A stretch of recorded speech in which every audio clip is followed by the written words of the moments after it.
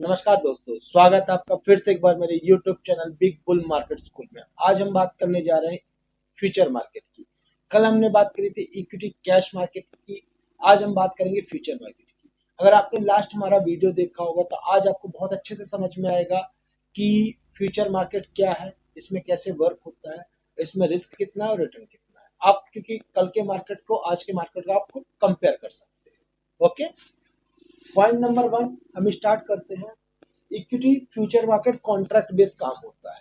सबसे पहली बात, जो हमारा ये फ्यूचर मार्केट का वर्किंग है, ये पूरा कॉन्ट्रैक्ट बेस पे काम होता है।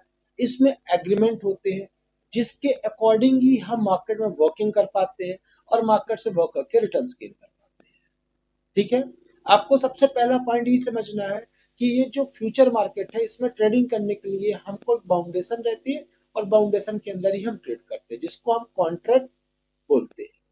ठीक है, पॉइंट नंबर दूसरा है, जो मैंने अभी बोला आपको कॉन्ट्रैक्ट रहता है, कुछ लिमिट्स रहती है, बाउंड्री रहती है।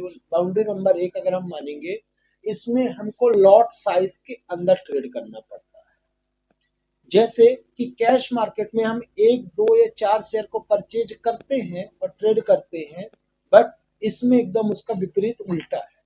इसमें हम लॉट साइज बाय करते हैं, एक लॉट, दो लॉट, तीन लॉट, हम ऐसे बाय करके ट्रेड करेंगे।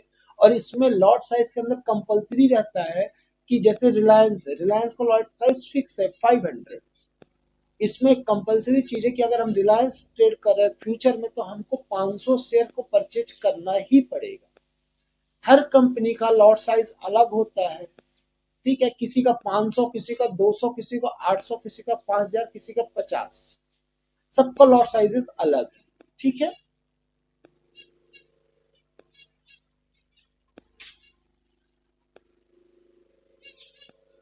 अब मार्जिन सिस्टम और लेवरेज की पावर। सबसे पहले अभी हम समझेंगे मार्जिन क्या होता है, मार्जिन सिस्टम क्या है। जैसे कि मान के चलिए, अभी मैंने आपसे एक चीज का पॉइंट में बात करी है कि रिलायंस 500 शेयर का लॉट साइज होता है। अब जब हम बात करने जाते हैं, बाय करने जाते हैं फ्यूचर में, एक लॉट रिलायंस के एक शेयर का प्राइस होता है 1500 रुपए। प्रेजेंट टाइम पे 1500 कुछ रुपए चल रहा है, अप्रॉक्स 1500 चल रहा है। ठीक है, अब हमको एक लॉट अगर फ्यूचर में परचेज करना है, तो 1500 इंटू 500 हमको करना पड़ेगा। ठीक है, तो एक्चुअल कॉस्ट कितनी आती है? 7.5 लाख रुपए। अगर हम कैश मार्केट में यही चीज बाय करते तो हमको 7.5 लाख रुपए अमाउंट पे करना होता। ठीक है, बट फ्यूचर मार्केट में ऐसा चीज नहीं होता। फ्यूचर मार्केट में अगर आप ट्रेड कर रहे हो, तो यहाँ पे 15% से 30% तक का आपको लेवरेज दी जाती है ब्रोकर के थ्रू से। ठीक है ना, मार्जिन अमाउंट आपको, सिर्फ आपको मार्जिन अमाउंट पे करना होता है। मार्जिन अमाउंट क्या है? 15 से 30%। 7.5 लाख का अगर हम देखा जाए, 20% मार्जिन अमाउंट निकालते हैं कि हम बीच का निकालते हैं, 15 से 30% में हम बीच का लेके चलते हैं, 20% का मार्जिन अमाउंट पे कर रहे हैं। ठीक है, अब 20% का मार्जिन अमाउंट कितना होता है? 75,500, 75,000। अपना कितना हो गया? लगभग 1.5 लाख रुपए हो गए अप्रोक्स। अगर आपको फ्यूचर में एक लॉट रिलायंस का बाय करना है, तो आपके अकाउंट में मिनिमम अमाउंट, मिनिमम अमाउंट कितना होना चाहिए? 1.5 लाख रुपए होना चाहिए, तभी आप उसको परचेज कर सकते हो। ओके, ठीक है ना। अब इसमें क्या होता है, इक्विटी, जो इक्विटी कैश मार्केट है, उससे ज्यादा रिस्क होता है। ठीक है, रिटर्न्स भी उससे ज्यादा होते हैं। ठीक है, क्यों? क्योंकि यहाँ पे हम जो वर्किंग कर रहे हैं मार्जिन अमाउंट में कर रहे हैं। ओके, ठीक है, समझ पा रहे हो गया। Daily M to M settlement. अब जैसे मार्क टू मार्केट सेटलमेंट, जैसे अभी अगर आपने मेरी प्रीवियस वीडियो देखी होगी तो आपने वहां पे समझा होगा चीजों को। जो चीजें मैंने आपको पहले भी समझा रखी है कि डीमैट अकाउंट में जब हम स्टॉक्स को खरीदते हैं, परचेज करते हैं, तो दो तरीके से होता है। एक डीमैट अकाउंट के अंदर चला जाता है और एक होता है ट्रेडिंग अकाउंट, जो ट्रेडिंग अकाउंट में रहता है। ठीक है, इजी शब्दों में मैं समझाना चाह रहा हूँ, जब हम फ्यूचर में ट्रेड करते हैं, तो जो हमारा वर्किंग होता है वो डीमेट अकाउंट के अंदर वर्किंग नहीं होता, वो ट्रेडिंग अकाउंट के अंदर वर्किंग होता है। ठीक नहीं, ठीक है। अब जो मार्जिन अमाउंट मैंने अभी आपसे बात करी थी, मार्जिन तो आपको ब्रोकर ने दे दी, आपने ट्रेड भी ले लिया। अब उसमें क्या होता है, mark mark to market settlement होता है। डेली लॉस या प्रॉफिट का सेटलमेंट आपसे ब्रोकर करता है डेली बेसिस पे। अब क्या होता है, मान के चलिए आपने रिलायंस के शेयर को परचेज किया एक लॉट 1500 रुपए से, ठीक है। आपको मान के चलिए उसमें प्रॉफिट हो रहा, तो बढ़िया बात है, आप उसको होल्ड कर सकते हैं, ठीक है, क्योंकि अभी आप प्रॉफिट पे हो, होल्ड कर लोगे कोई दिक्कत नहीं, आपका मन है कल के ले जाना आप कल ले जा सकते हो, ठीक है, आप होल्ड करके जाओगे।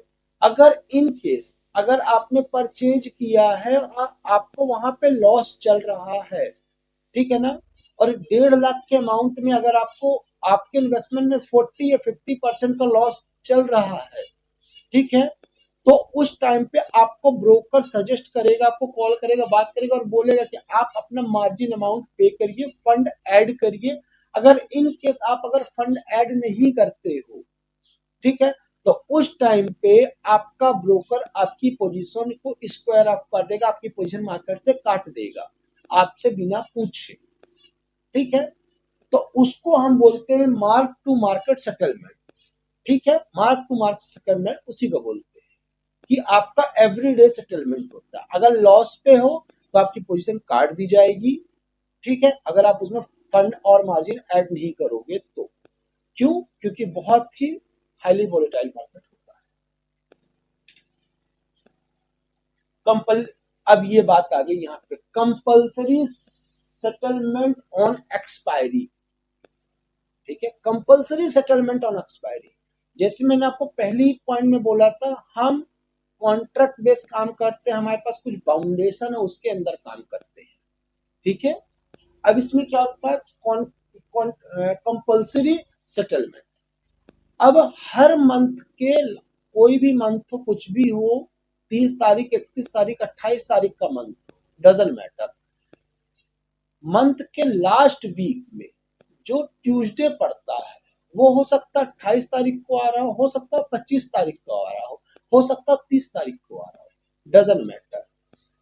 ट्यूसडे जो लास्ट ट्यूसडे मंथ का होगा उस दिन इक्विटी के फ्यूचर मार्केट की एक्सपायरी होती है। मान के चलिए आपने कोई ट्रेड बाय कर रखा है, सपोज दैट आपने रिलायंस का ट्रेड बाय करके रखा है, उसमें आपको 50,000 1 लाख का प्रॉफिट चल रहा है, डजंट मैटर, वो आपका एक्सपायरी वाले दिन ऑटोमेटिक 3:15 में स्क्वायर अप हो जाएगा। इन केस अगर आपका लॉस चल रहा है, उससे भी उनको कोई मैटर नहीं है, वो उस दिन 3:15 में आपको एक्सपायरी के दिन ऑटोमेटिक क्लोज हो ही जाएगा। यही चीज होता है क्लोजर, ठीक है, ठीक है, समझ गया, वो क्लोज होगा ही होगा। अब ये जो प्राइस होता है ये ऑलमोस्ट सिंक किससे रहता है, कैश मार्केट से। जो फ्यूचर का प्राइस है, जैसे मान लीजिए अगर कैश में चल रहा है रिलायंस 1520 रुपए, फ्यूचर में चल रहा होगा 1530 रुपए, 32 रुपए, 33 रुपए, ठीक है, इस तरह का थोड़ा सा प्राइस डिफरेंस होता है। लेकिन ये जैसे क्लोजली पहुंचता है एक्सपायरी के पास, ठीक है ना, तो ऑलमोस्ट कैश का प्राइस और फ्यूचर का प्राइस ऑलमोस्ट ऑलमोस्ट सिंक हो जाता है, ठीक है, जो डिफरेंस रहता है वो खत्म हो जाता है, ऑलमोस्ट सिंक हो जाते हैं दोनों प्राइस, ठीक है।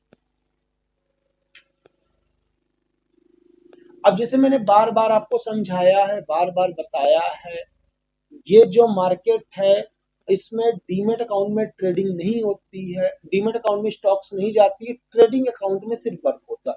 यहाँ पे अगेन वही चीज आ चुकी है, डिलीवरी नहीं होती है, ठीक है ना, प्रॉपरली ट्रेडिंग होती है, ठीक है, डिलीवरी इसमें होती नहीं, डिलीवरी बेस्ड वर्क ही नहीं होता है इसमें। मार्केट में जो भी आप ट्रेड कर रहे हो, अगर आपके पास मार्जिन डीमेट में शो कर रहा है, ट्रेडिंग अकाउंट में शो कर रहा है, ट्रेडिंग अकाउंट में अगर मार्जिन है तो आपकी पोजीशन कब तक खड़ी है, मंथ के लास्ट ट्यूसडे तक खड़ी है, ठीक है ना। अगर मार्जिन नहीं है तो आपकी पहली पोजीशन भी काट दी जाएगी, ठीक है ना, ये आपका पोजीशन डीमेट में नहीं जाता है, ठीक है, ओके। आपको अगर जैसे रिफ्यूल करना पड़ता है, अगर आपके पैसे घट रहे तो आपको रिफ्यूल करना पड़ेगा, तब आपकी ये फ्यूचर की गाड़ी चलेगी। ठीक है ना। अगर आप रिफ्यूल नहीं करोगे, पैसे अगेन नहीं डालोगे, अगर आपके पैसे डीमेट में खत्म हो रहे हैं, अगर आप पैसे नहीं डाल रहे तो आपकी पोजीशन कट कर दी जाएगी। ठीक है। ओके। और इसमें डिलीवरी नहीं होता, इसमें कॉन्ट्रैक्ट होता है 10 दिन, 15 दिन, 20 दिन, ज्यादा ज्यादा 1 महीने आप होल्ड कर सकते हो, दैट्स इट। होल्ड क्या, कुछ दिन के लिए होल्ड करते हो, दैट्स इट, डिलीवरी मिल जाता है पोजीशन, है ना। शॉर्ट टर्म, 1 मंथ, ज्यादा से ज्यादा 1 मंथ की भी वर्किंग हो सकती है। इसमें लॉस भी और प्रॉफिट भी बहुत होता है। ठीक है ना, लॉस प्रॉफिट के दोनों चांस बहुत हाईएस्ट होते हैं। इसीलिए अगर आप फ्यूचर में ट्रेड करने हो तो बहुत ही सोच समझ के आप वर्किंग करोगे। अब ये जो मैंने आपको बोला, प्राइस ये जो है कैश मार्केट से लिंक्ड होता है, मैंने अभी बोला था आपको, इसका जो प्राइस है ऑलमोस्ट कैश मार्केट से ही लिंक्ड होता है, कोई ज्यादा डिफरेंस नहीं होता है। लगभग 15-20 पॉइंट का ऊपर नीचे चलता है स्टार्टिंग मंथ में जब स्टार्ट होता, और जैसे जैसे ये एक्सपायरी करीब जाता रहता है, वैसे वैसे धीरे धीरे ये सिंक हो जाता है। ठीक है। अब इसमें वॉल्यूम बहुत ज्यादा होता है as compare to cash market. अब यहाँ पे आती है फ्यूचर के जो बायर सेलर है ऑन अनलिमिटेड रिस्क। क्या होता है, जब हम फ्यूचर में ट्रेड करते हैं, बात यहाँ पे थोड़ा ध्यान से समझिएगा, इसको थोड़ा सा मैं एक्सप्लेन करूंगा। जब हम फ्यूचर में ट्रेड कर रहे हैं, हमने स्टॉक कितने का खरीद के रखा है, 7.5 लाख रुपए का। ठीक है, रिलायंस में अगर हमने ट्रेड किया, 7.5 लाख का हमने परचेज किया है, तो हमने 7.5 लाख रुपए का परचेज किया, लेकिन हमने कितना पेमेंट किया है, सिर्फ मार्जिन अमाउंट पे किया है उसका, कितना, 20%। कितना होता है, 1.5 लाख रुपए होगा। मैंने मार्जिन देके उससे ले तो लिया है सामने वाले से, लेकिन जो भी हमको लॉस होगा और प्रॉफिट होगा, वो 1.5 लाख के अकॉर्डिंग तो नहीं होगा, वो हमको लॉस होगा कितने के अकॉर्डिंग, 7.5 लाख रुपए के अकॉर्डिंग। ठीक है। इन केस अगर 500 क्वांटिटी हमने परचेज करी है और 1500 रुपए का स्टॉक है, 1500 रुपए के स्टॉक में आप इतना समझते हो कि 20 रुपए 30 रुपए मार्केट ऊपर नीचे आने जाने में ज्यादा टाइम नहीं लगता है। ठीक है। अब मान के चलिए 500 रुपए का लॉट साइज है और आपने 40 रुपए वो नीचे आ गया, तो आपको देखते देखते 20,000 रुपए का लॉस दिखने लगेगा। ठीक है। और यही लॉस अगर 30, 35, 40 हजार में कन्वर्ट हुआ, तो आपका ब्रोकर आपको कॉल कर देगा कि आप मार्जिन ऐड करो, नहीं तो आपकी पोजीशन कट कर दी जाएगी। इन केस आपके पास फंड नहीं है, तो आपकी पोजीशन आपकी ब्रोकर काट देगा, 40,000 50,000 कुछ भी लॉस होगा। ठीक है ना। ठीक, ये चीजें होती है। तो इसमें आप जब वर्किंग करते हो तो इसी प्रकार से आपको रिस्क रहता है। हाँ, सेम चीज इसमें प्रॉफिट का भी है। अगर आपका सही वे चला गया, जो आपने सोचा था, आपने बाय किया था और मार्केट ऊपर चला गया, तो आप उस तरीके से बड़ा सा प्रॉफिट भी गेन कर सकते हैं। ठीक है। लिक्विडिटी हाई होती है बिग ट्रेडर का फेवरेट। अब लिक्विडिटी क्यों हाई होती है, क्यों, क्योंकि ये यहाँ पे बड़े खिलाड़ी खेलने आते हैं। ठीक है। एक छोटा सा एग्जांपल, जैसे समुद्र में मान के चलिए कोई मछुआरा जाता है, मछली पकड़ने जाते हैं, तो उसमें दो तरीके के जाते हैं, एक छोटी बोट लेके जाते हैं, एक बड़ी बोट लेके, नाव लेके जाते हैं। जो बड़ी बोट लेके जाते हैं वो बड़े बड़े जाल फेंकते हैं और क्या करते हैं, बड़ी मछलियां पकड़ के लाते हैं, समुद्र में बीच में जाते हैं और बड़ी मछलियां पकड़ के लाते हैं समुद्र से। सही है। अब जो छोटे मछुआरे होते हैं वो बीच समुद्र में नहीं जा पाते, वो साइड साइड में रहते हैं आसपास, और छोटी मछलियां पकड़ के लाते हैं। ठीक है। तो सेम ये फ्यूचर का और कैश का डिफरेंस है। जो कैश मार्केट में है, वहां पे ज्यादा बड़े ट्रेडर ट्रेड नहीं करते, वहां पे छोटे ट्रेडर होते हैं जो लिमिटेड अमाउंट से ट्रेड करते हैं, इसलिए वहां पे रिस्क भी कम होता है as compare to future. Future market में जो ट्रेडर होते हैं वो बड़े ट्रेडर होते हैं, यहाँ पे उनके लिए 50 लाख 1 करोड़ 2 करोड़ रुपए कोई बड़ी बात नहीं होती है। ठीक है।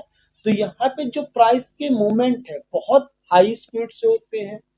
ठीक है ना। अगर आप सही ढंग से समझ नहीं पा रहे हैं और सही ढंग से आप क्विक एक्शन नहीं ले पाते हैं, तो यहाँ पे आप लॉस भी बहुत बड़ा कर लेते हैं। ठीक है।